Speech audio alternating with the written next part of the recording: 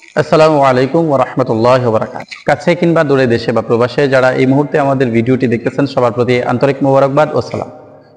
আশা করি সবাই ভালো আছেন, সুস্থ আছেন, সুন্দর আছেন।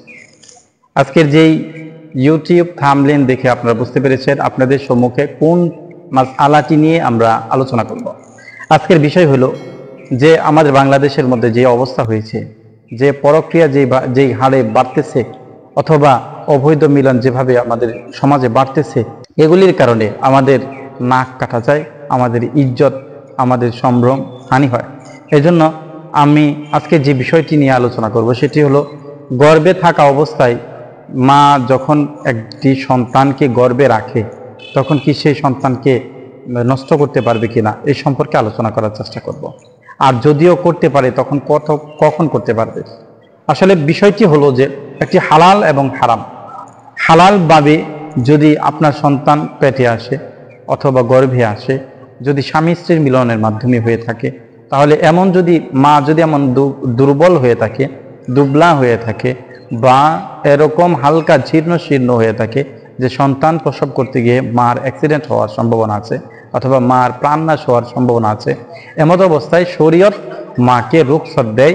যদি কোনো এমন মা প্রেগনেন্ট হয়ে যায় তখন তাকে তার গর্ভের সন্তান নষ্ট করার জন্য একটি বৈধতা দিয়েছে। তারপরেও এখানে বলতেছেন যে 120 দিনের ভেতরে ওই সন্তানকে নষ্ট করতে হবে বা 120 দিনের আগেই ওই সন্তানকে নষ্ট করতে হবে, এরপরে জায়েজ হবে না। এজন্য আসুন আমরা কিতাবের রেফারেন্স দিয়ে কথাগুলি বলি, আর আমরা কিতাবের রেফারেন্সে সবসময় কথাগুলি বলে থাকি। আর যদি অবৈধভাবে হয়ে থাকে আল্লাহ মাফ করুক, আল্লাহ আমাদেরকে হেফাজত করুক। কখনোই কোনোভাবেই সন্তান নষ্ট করা যাবে না, বৈধ না, এটি অন্যভাবে নেওয়া যাবে না। আল্লাহ পাক রব্বুল আলামিন আমাদেরকে সতর্ক থাকার তৌফিক দান করুক। এবার আসুন আমাদের মাসালার দিকে আমরা চলে যাই।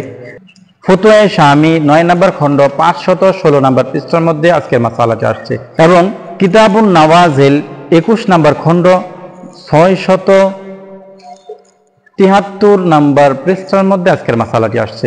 কিতাবুল ফতোয়া 6 নম্বর খণ্ড 912 নম্বর পৃষ্ঠার মধ্যে আজকের মাসালাটি আসছে।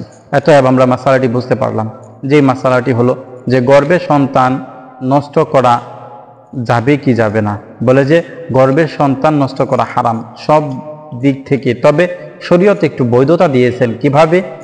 যে যদি সন্তান গর্ভধারণী যে মা, সেই মা যদি একেবারে দুর্বল হয়, তার যদি প্রাণনাশের আশঙ্কা থাকে, এমত অবস্থায় বা শরীয়তের যে কোনো একটি উজর থাকে যা শরীয়ত সম্মত, শরীয়ত এটাকে বৈধতা দেয়, এমত অবস্থায় আপনার সন্তানকে নষ্ট করতে পারবেন। এটা আবার সর্বশেষ প্রত্যেকটা কিতাবে বইলা দিচ্ছেন যে কেরাহাত অর্থাৎ মাকরুহ এর সহিত এই কাজটি জায়েজ হবে। এজন্য আমরা এই মাসালাটি অবশ্যই আমরা বুঝতে পারলাম যে আল্লাহ পাক রব্বুল আলামিন উক্ত মাসালাটি আমাদেরকে বুঝার এবং আমল করার তৌফিক দান করুক। আমিন ইয়া রব্বাল আলামিন। আবারও বরাবর সবার কাছ থেকে বিদায় নিতেছি। সব সময়ের মতো সবাই ভালো থাকবেন, সুস্থ থাকবেন। আসসালামু আলাইকুম ওয়া রাহমাতুল্লাহি ওয়া বারাকাতুহু।